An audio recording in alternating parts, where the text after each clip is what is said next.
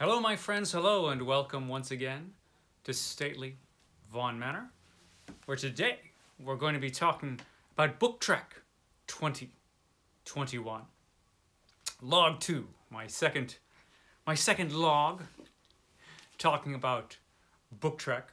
And today I'm going to be talking about this book, the Star Trek Reader 2, by James Blish. Now this has 3 of the volumes that were originally published in paperback back in the olden days. For some reason, these are when the 4 Star Trek readers came out. They didn't put the original series of paperback books in order. So this volume, the Star Trek Reader 2, has Star Trek 1, the first book that James Blish did in this series, Star Trek 4, and Star Trek 9. Who knows why they didn't just go in order, but they didn't. So, this is what I'm going to be talking about today. Now, originally I had planned to read all the Star Trek readers, all 4 of them, this month. This month we are talking about the original series, books that are based on the original series, and next month we're going to be doing the Next Generation. I thought I can get through 4 of them, but this month has been crazy, even crazier than usual. Started off strong. I had a good first week. I'm doing a couple things this month. I was reading Herodotus for another read-along group, and I finished Herodotus and just moved on, but no, I'm not going to make all the readers.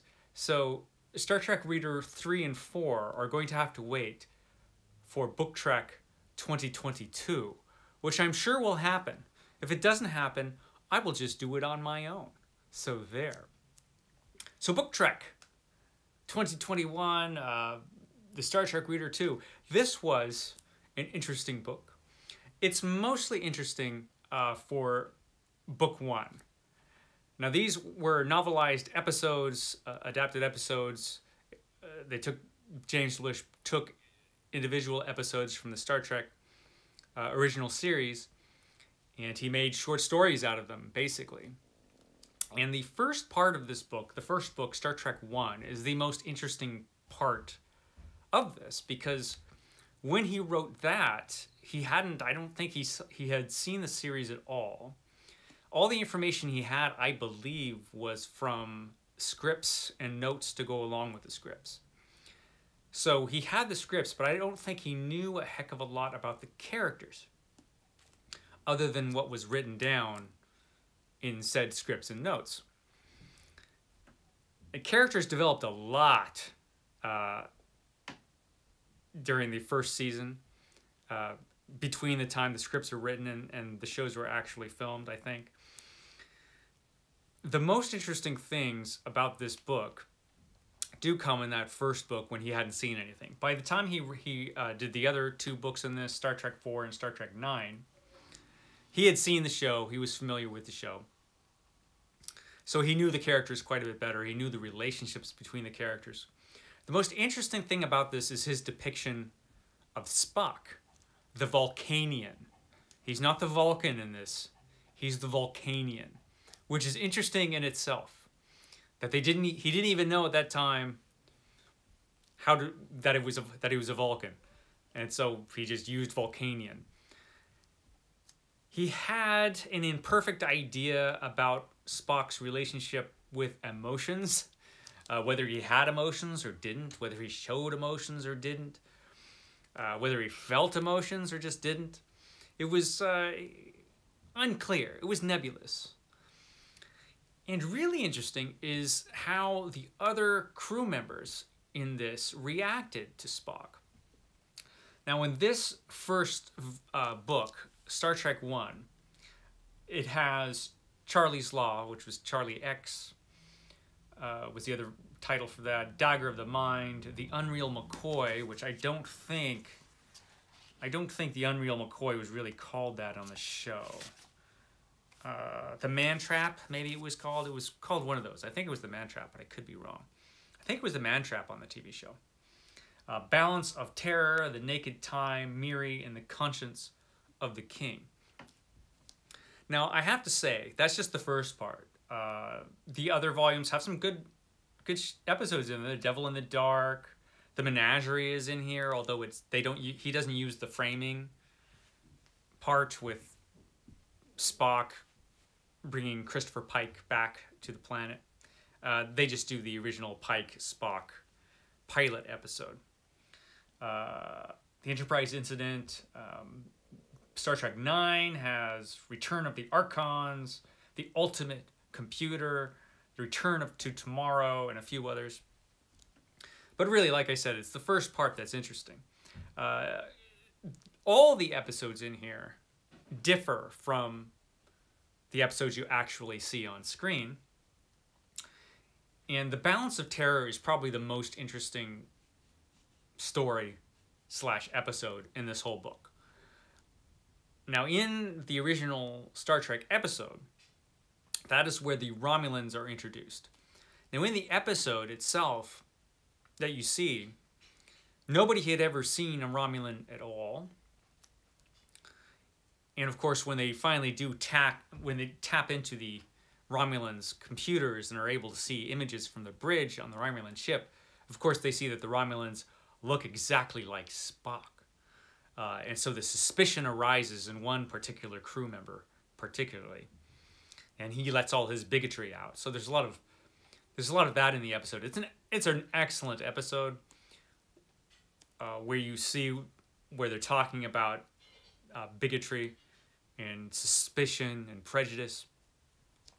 But another interesting thing about that episode was that you actually got to spend time on the Romulan bridge with the Romulan commander. So these Romulans are kind of humanized in a way. They look like Vulcans, but they don't act like Vulcans. All their emotions are there. They seem a lot more like people than human beings than they do Vulcans. And it's a great episode. Really well written. There are a lot of differences here. For one thing, it's told entirely from Captain Kirk's perspective. A lot of the stories are like that. And so you don't see any of that. The activity between the Romulan commander and his crew members. You don't see any of that at all. And the similarities between the Romulans and and Spock, the Vulcans,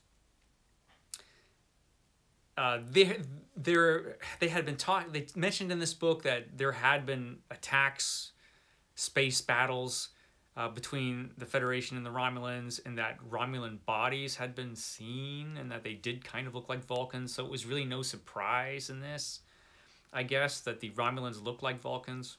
Of course, you have the super bigoted guy in this version too. But the interesting thing is that they talk about other crew members on the Enterprise that either don't like or don't trust Spock.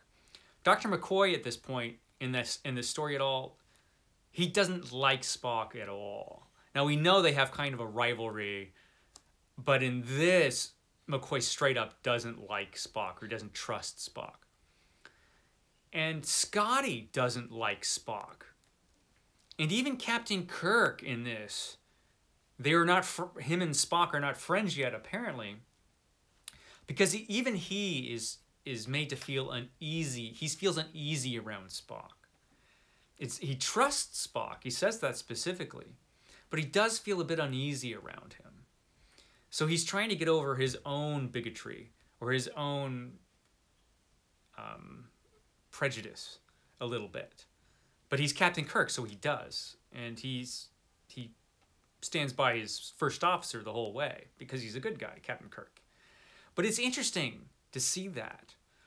And throughout the first part in Star Trek I, that batch of episodes, Spock the Vulcanian, he's called the Vulcanian many times in Star Trek I. Over and over again, he's looked at as the other, you know. Even more so than he was on the television show. On the television show, people, you know, they kind of liked Spock, you know. He was different, but they liked him, and they definitely trusted him. Here, it's different. Here, he's kind of looked on with suspicion. That was interesting, that was James Blish's take, or was it the take of the original scriptwriters? Was it part of the notes that were taken for this? We don't know. It's a mystery, at least to me. There might be viewers out here who see this and they will know. The other parts of this, Star Trek 4 and Star Trek 9, pretty much just straight closer to the television show, at least as far as the relationships were concerned.